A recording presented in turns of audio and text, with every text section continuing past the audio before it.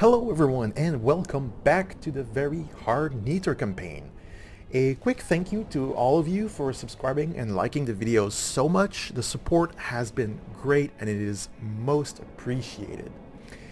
We're gonna jump right back in, and before I discuss any strategy, I had a backup save and I was reluctant to do this in case things went differently. But I tried redoing everything from the last episode and it actually went pretty much the same. In fact, if we take a quick look at the map and at the clock, we are pretty much exactly at the same point with less than a minute's difference on the clock. And we are back on track for achievements as well. If I go into the options and the config, where is it? Campaign. You are currently in very hard difficulty. So we are back on.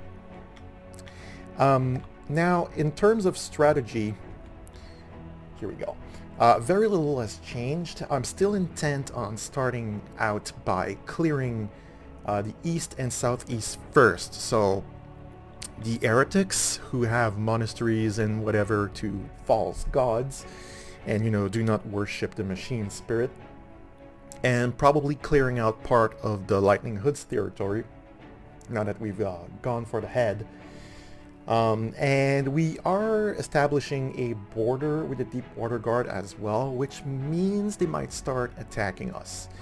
Now that's not really an issue at this point. They are outclassed and likely outgunned. So I'm not going to show much footage of that, I think. I'll still record it and see how it goes, but there's a good chance I will skip some fights in the video. Anyway, by the way, I'll be back as soon as we're ready for the next fight.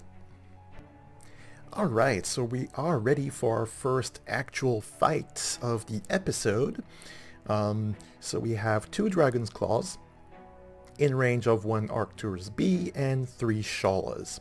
So let's see how that goes. Now I do not have a laser Antares with this, so this might be a little bit dicey actually, but I don't want to let the Dragon's Claws just roam around freely. So I'm going to move the Arcturus back a little bit, and I guess I will put the Sholas closer to the top or northern Dragon's Claw, and I'll start right away. I will teleport aboard the Arcturus, and here we go.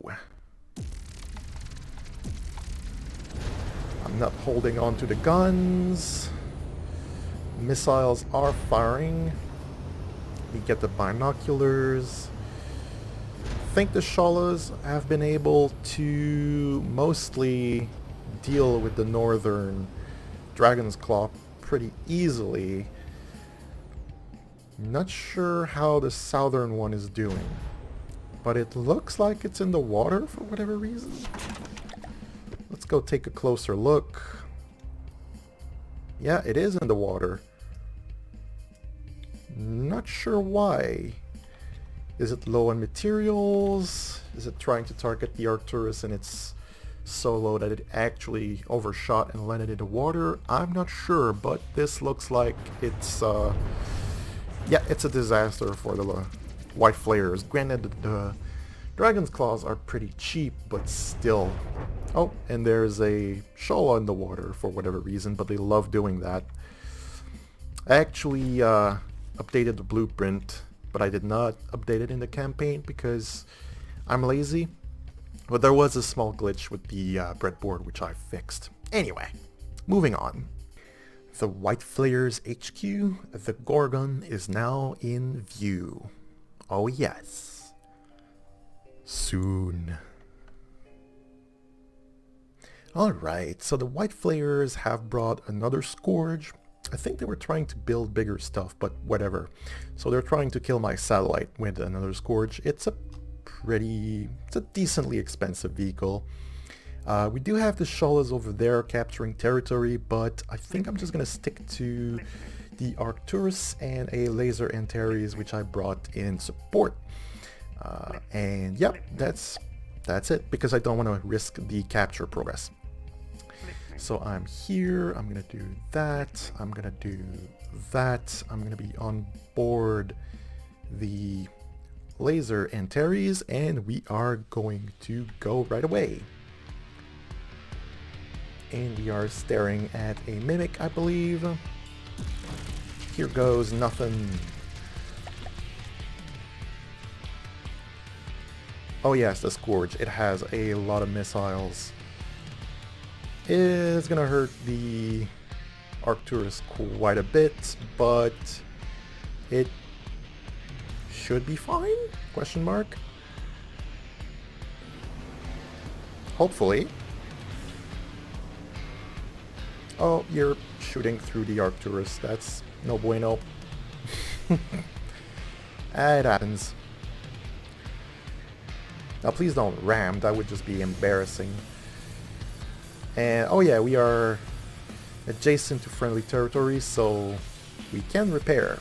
There's like one repair tentacle on the Antares, which also means that the Arcturus can use its repair bots. Doesn't have a lot, but it does have some. Pew! How is the Scourge doing? I'm gonna assume it's not having a great day.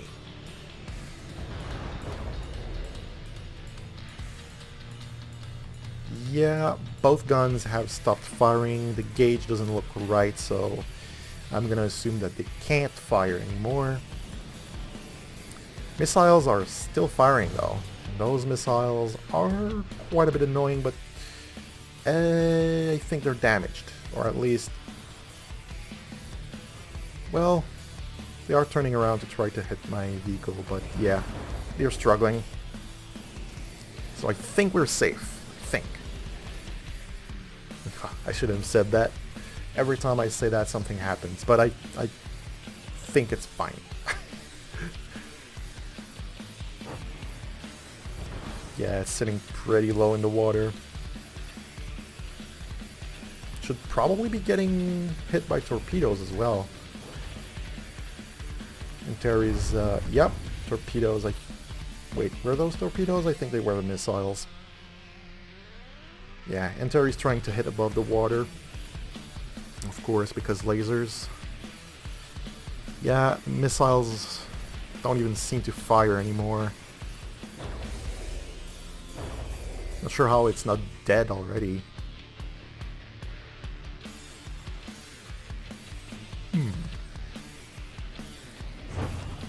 Well, this is taking a second. I might skip to it dying because it's just not doing anything anymore. And it's dead. Finally. That took a second.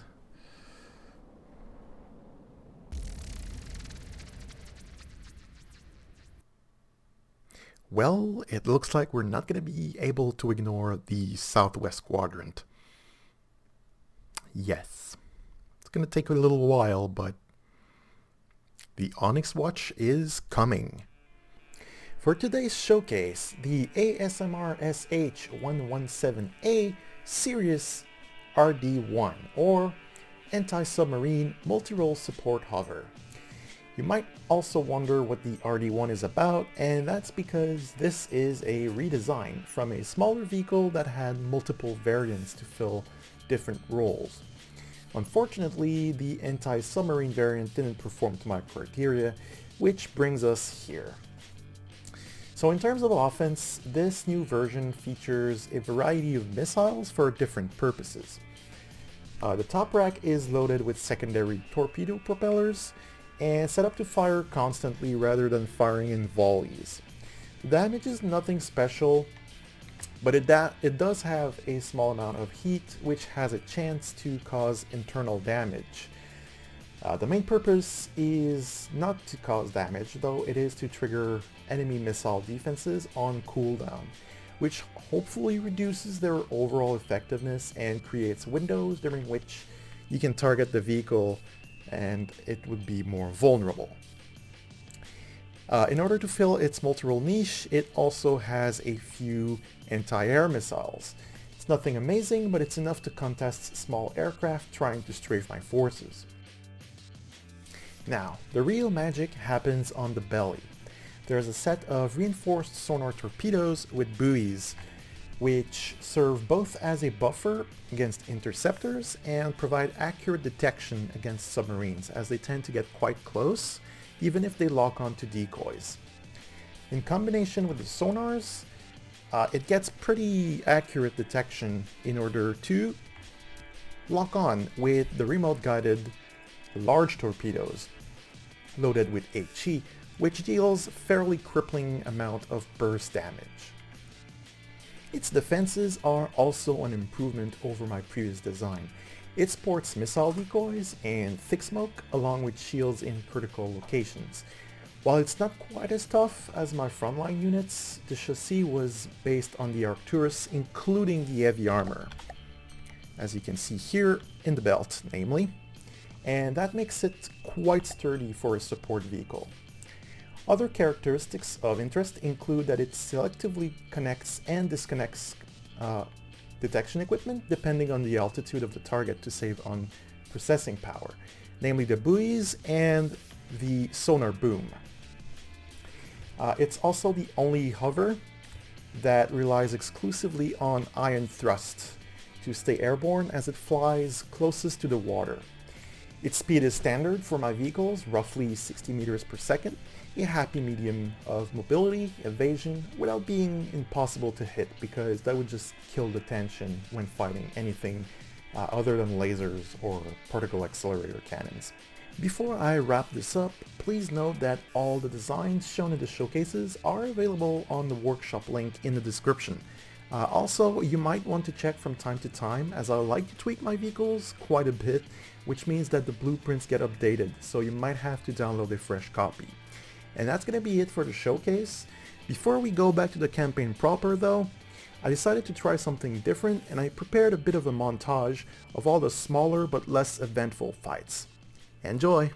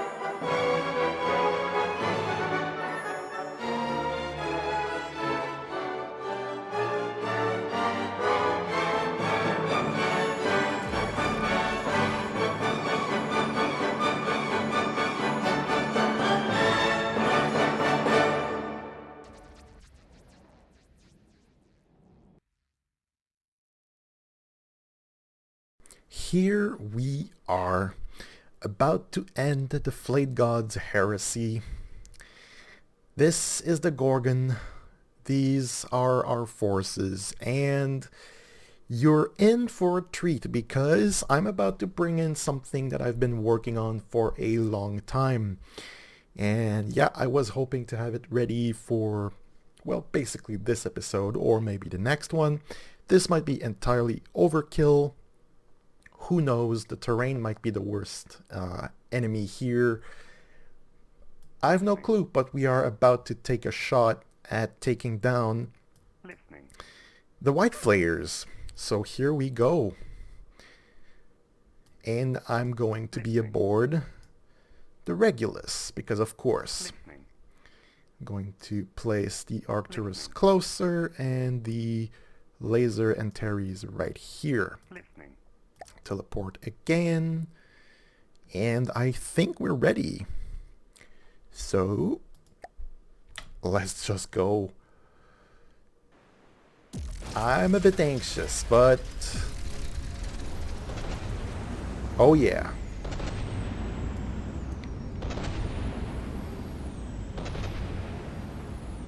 This is the Regulus, and it is my main battle hover tank, and this thing is, well then, hopefully third time's the charm, because I've been trying to record this battle for a little while now, and Shadowplay just stops recording every now and then, so hopefully third time's the charm, right?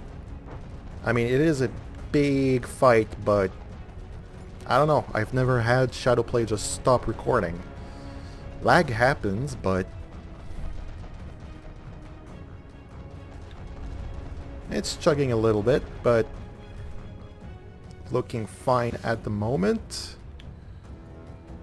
Regulus is performing as expected, taking and drawing all the fire towards itself and dishing it right back.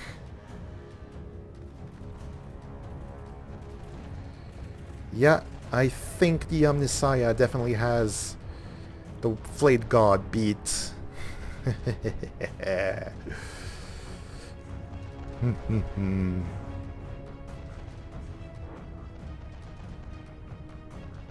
And the Machine Spirit seems to be helping Shadowplay because the recording hasn't crashed again yet.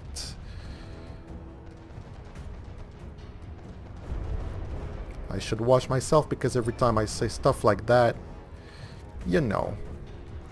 But yeah, here we go, little ding sound, and it looks like, yeah, the Gorgon is disintegrating. This is victory against the White Flayers. No more heresy. No more Flayed God.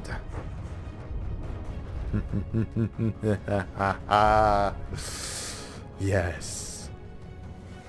And that means that we have a Regulus to bring to bear against our enemies on the other flanks. False Idols. Indeed. What a good title. The corruption, delusions, and psychosis of the fanatical White Flayers has been put to an end. Worship of the Flayed God can only be found in the darkened corners, hiding from the light. Never again will this evil cult of lunatics bring fear and suffering to the people of High Lorem. To many here you are a liberator, bringing freedom of religious diversity to the masses. Well, you know, it's the Omnissiah or nothing, but whatever. But to the others that worship the Flayed Gods, heretics, you are nothing but the demon that destroyed a thriving culture. Nah. The Machine Spirit will protect us and win in the end.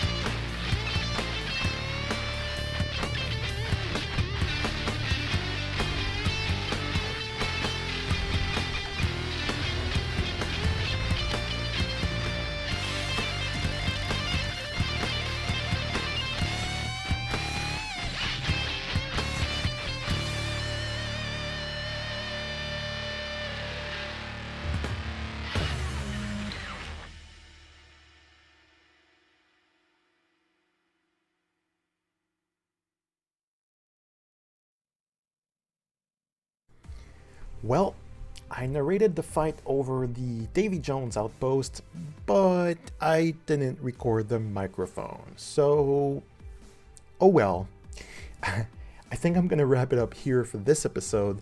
That's 2 factions down, getting ready to fight a bulwark, consolidating my hold over the east, and massing my forces to continue the conquest in general. The clock reads 4 hours and pretty much 12 minutes. 4 hours showing the superiority of the Omnissiah. Thank you for watching. Bye bye.